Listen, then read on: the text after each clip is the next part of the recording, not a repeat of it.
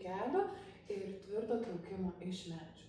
Tad pradėkime. Pirmiausia, pradedu nuo rankų. Įsistatau vieną ranką, lenkdama ties alkūnę, įsitikinu, kad yra mažiau negu 90 laipsnių. Labai panašiai, kaip darome lipime. Kita ranka griebs aukštai ir bus ta, kuri traukia, alkūnės nelenksiu. Užsimesiu su išorinė koja ir iškart bandysiu lenkti kelius ir va čia grynai ties sąnariais pagauti stulpą ir stipriai spausti į metalą. Pademonstruoju, įsistačiau vidinę, paruošiu savo išorinę koją, kad ant jos nebūtų svorio ir galėčiau užsimesti. Užsimetu, rankos tvirtai laiko ir gauti. Žiūrime į viršų, liečiame klubus bei pėdas, spaudžiame link savo klubų.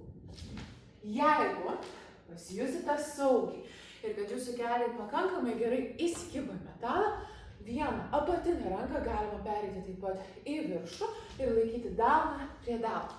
Dar kartelį paruošiu vidinę, šiek tiek įstrižai stulpo ir užsimetu.